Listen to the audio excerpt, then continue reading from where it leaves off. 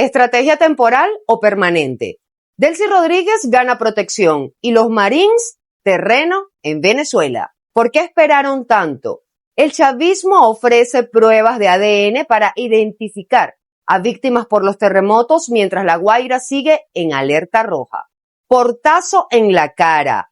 Panamá se las cantó al gobierno encargado. Les contamos. Amigos, gracias por su sintonía. Bienvenidos a la emisión matutina de Noticias Impacto Venezuela.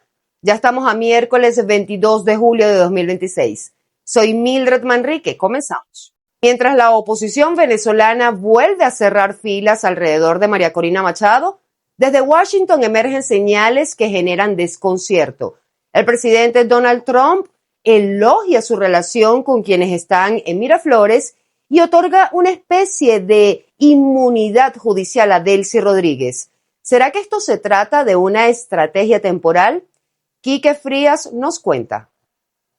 A vísperas del inicio de un nuevo proceso negociador en Venezuela se producen inesperados respaldos públicos. El dirigente, ex candidato presidencial y actual diputado Enrique Capriles Radonsky respaldó públicamente a María Corina Machado y su figura en unas conversaciones políticas. Cualquier proceso de negociación no puede ser un cálculo de alguien o contra alguien. Una negociación que excluya a María Corina Machado y lo que representa estará condenada a fracasar. A pesar de las diferencias públicas que ha tenido con María Corina Machado, Capriles, líder de la oposición amplia, se reagrupa en torno a su figura y con él pudieran también acompañar los movimientos fuera de la plataforma unitaria.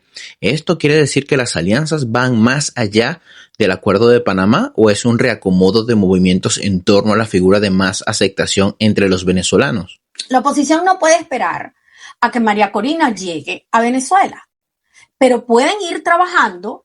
Y hay que pensar y también corregir los errores, las debilidades y las exclusiones. No es esperar a que María Corina dé el visto bueno o que aparezca. Ella es parte de todo eso. Ella es la líder indiscutible de la oposición, pero la oposición es mucho más que ella. Y del otro lado del tablero, una aparente e inédita alianza, la del gobierno de Estados Unidos y la administración encargada de Delcy Rodríguez, intentando construir un nuevo chavismo en torno a su figura.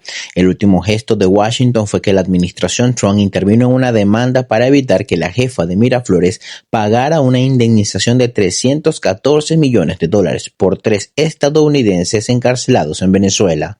Lo que realmente el gobierno de Estados Unidos y la Casa Blanca están intentando avanzar en Venezuela no parece tener nada que ver con una transición democrática, es decir, no estamos hablando de que el presidente esté interesado en que se convoquen unas elecciones. Deberíamos estar hablando inclusive de mediano o largo plazo. Pareciera que esa no es la prioridad. Y en este contexto, Donald Trump siembra confusión entre los que confían aún que Estados Unidos concrete un cambio en Venezuela. El presidente estadounidense resaltó lo bien que se lleva con Miraflores. Took over Venezuela. We now have a great relationship with Venezuela. We went to war with Venezuela. And the war ended in one day. Yo creo que para todos es evidente que el presidente tiene a Venezuela como un logro. En este momento que el presidente tiene tanta presión por el tema inflacionario, por el tema de Irán, el tema de los aranceles, es decir, el presidente tiene presión electoral inminente, las elecciones son en noviembre, entonces él necesita mostrar logros. Y al mismo tiempo el secretario general de Acción Democrática, Henry Ramos Chayut, con su estilo de no callarse nada, dijo que para él es bastante evidente que la administración Trump no gusta de María Corina Machado y ese análisis abre un escenario que otros ven claro. Una posible hipótesis, que Estados Unidos podría sostener al Rodrigato encargado en el poder mucho más allá de 2027. Reportó para ustedes Quique Frías. Impacto Venezuela. Momento de interactuar con la pregunta del día de Impacto Venezuela, disponible de lunes a viernes en todas nuestras plataformas digitales. Ser su voz es lo más importante para nosotros. María Corina Machado no está sola, pero en simultáneo, la administración de Donald Trump protege a Delcy Rodríguez, lo cual da mucho de qué hablar. Pero, ¿crees que estamos en una fase de dispersión del poder en Venezuela? Escribe tu respuesta en cualquiera de nuestras plataformas digitales. Te leemos en la emisión estelar. La operación estadounidense en nuestro país ya no parece ser una misión política o de emergencia. 7 meses después de la caída de Nicolás Maduro y semanas después de los terremotos, los Marines siguen ganando terreno y realizando ejercicios militares de seguridad. Continuamos con Juliana Palmar. El presidente de Estados Unidos, Donald Trump, definió el nuevo momento de la relación bilateral con Venezuela como extraordinaria. Sus declaraciones coinciden con la permanencia de tropas estadounidenses en territorio venezolano. Este martes, marines del USS San Antonio realizaron en el puerto de La Guaira un simulacro de interdicción marítima, que incluyó descensos en rapel, reconocimiento, custodia de detenidos y el despliegue de un helicóptero UH-Y Venom. But by the way, we were the first ones there to help. We were there to help Venezuela. It was an earthquake, I guess you'd call it. It was a pretty massive earthquake. And we were able to do a lot of good, but they lost a lot of people. Venezuela, the people are so happy that we're there. The jobs, everything's happening, and we're taking out many times the money that we spent on the war. La presencia militar estadounidense en Venezuela no comenzó con los terremotos. Meses antes del 3 de enero, Washington había desplegado en el Caribe portaaviones, buques anfibios, destructores, aviones cisternas, aeronaves de vigilancia, operación que culminó con la captura de Nicolás Maduro. Después de esa fecha, lejos de retirarse, el despliegue continuó y se amplió, con la llegada de más buques, aeronaves, equipos logísticos y personal militar, reforzados posteriormente bajo el marco de las operaciones de asistencia humanitaria tras los terremotos. Ciertamente, una base militar supone una instalación permanente que está destinada a la proyección estratégica de un Estado extranjero, que en este caso viene siendo los Estados Unidos. El tutelaje puede requerir una presencia militar continua sin que ello implique la creación de bases permanentes. La diferencia radica en que una base militar proyecta poder y el tutelaje está sostenido para garantizar la llegada de la transición y lograr la llegada de la soberanía y la democracia en Venezuela. En la historia contemporánea, las bases militares no siempre comienzan con grandes instalaciones o acuerdos formales. En muchos casos, surgen a partir de despliegues continuos, operaciones conjuntas e infraestructura logística que se consolida con el paso del tiempo. El escenario venezolano muestra cada vez más elementos de esa dinámica, en un contexto en el que la presencia estadounidense ha dejado de ser excepcional para convertirse en un componente constante del nuevo orden de seguridad. Para Impacto Venezuela, Juliana Palmar. Después de tanta presión, el gobierno encargado anuncia que ofrece pruebas de ADN para identificar los cuerpos de las víctimas por los terremotos. Sin embargo, hay muchísimas familias que aún siguen padeciendo por encontrar los restos de sus seres queridos que continúan bajo los escombros. ¿Por qué no hicieron esto antes? María José Prado con los detalles. El Servicio Nacional de Medicina y Ciencias Forenses, CENAMEC, pidió a familiares consanguíneos acudir a su sede en Bellomonte y La Guaira para dar muestras genéticas que serán comparadas con los cuerpos ingresados al sistema forense. El llamado ocurre mientras organizaciones ciudadanas siguen denunciando la ausencia de un registro oficial de desaparecidos y la falta de información para las familias. Bueno, para este tipo de emergencias, donde se necesita una operatividad de alto rendimiento para la identificación masiva, se necesita 3 cosas fundamentales, las cuales son un equipo obviamente capacitado, como lo son genetistas, médicos forenses y bioinformáticos, lo cual ellos se van a encargar de la parte del software para crear plataformas en donde se pueda identificar, los familiares pueden identificar esos cuerpos, y también que es de alta importancia, equipos automatizados, como lo son extractores automáticos de ADN y secuenciadores capilares capaces de procesar decenas de muestras rápidas. Identificar a una víctima mediante ADN no solo requiere laboratorios especializados, también implica un alto costo. En Venezuela, una prueba de parentesco en laboratorios privados oscila entre $190 y $350, mientras que análisis más complejos pueden superar los $400. Los resultados suelen entregarse en unos 5 días hábiles, aunque en una tragedia con decenas a cientos de desaparecidos, el proceso puede extenderse por la comparación masiva de muestras. Días antes de este anuncio, Diosdado Cabello aseguró que el Estado ya tomaba muestras de ADN de los cuerpos no identificados desde los primeros días posteriores al terremoto, por lo que ahora surge la pregunta, ¿por qué el llamado a los familiares llegó casi un mes después? Con respecto a Venezuela, existe un personal capacitado para el procesamiento de estas muestras. Sin embargo, como te mencioné antes, también se necesitan equipos automatizados y reactivos necesarios para el procesamiento de todo. ¿Qué pasa? Existe un déficit de estos equipos y reactivos por el alto costo que tiene, por lo cual existen aún cientos de cadáveres sin identificar por este problema que tenemos. Para decenas de familias, una prueba de ADN puede significar el fin de semanas de incertidumbre y la posibilidad de identificar a sus seres queridos. Con respecto a la complejidad, pues es bastante alto, debido a que con el paso del tiempo los tejidos blandos se van degradando por la descomposición y el clima, lo cual destruye ese ADN superficial. Pero en este tipo de casos, los genetistas o los forenses buscan tejido duro, como lo son los dientes intactos, o huesos compactos, como lo son el fémur, que actúan como una caja fuerte para el material genético. Pero el anuncio también evidencia que un procedimiento altamente especializado, costoso y poco habitual en Venezuela solo fue activo públicamente cuando la presión por conocer el paradero de los desaparecidos se hizo cada vez más difícil de ignorar. Miles de mujeres embarazadas, pacientes renales, diabéticos y adultos mayores enfrentan hoy una carrera contra el tiempo en un sistema sanitario golpeado aún más por el desastre que dejó el doblete sísmico. Veamos el reporte de Juan Gutiérrez Gamba. El desastre en Venezuela tras los sismos dejó al descubierto una emergencia silenciosa.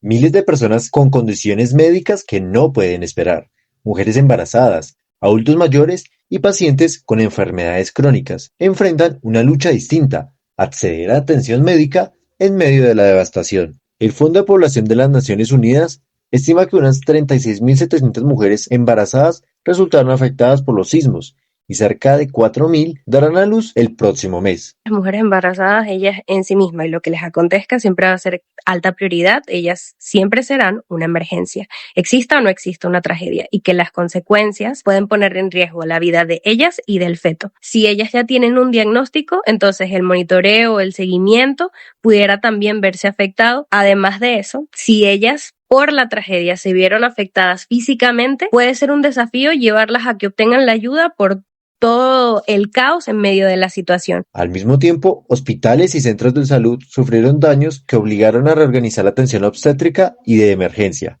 A ello se suma la incertidumbre de pacientes con cáncer, diabetes, hipertensión o insuficiencia renal, cuyo tratamiento no puede interrumpirse sin poner en riesgo su vida. Se complican desde temas de la logística, si tienen o no tienen su tratamiento, si pueden o no adquirir la ayuda, si se pueden transportar o no, si tienen un lugar en donde estar, cómo les va a afectar las consecuencias del área en donde ellos estuvieron al momento de la tragedia.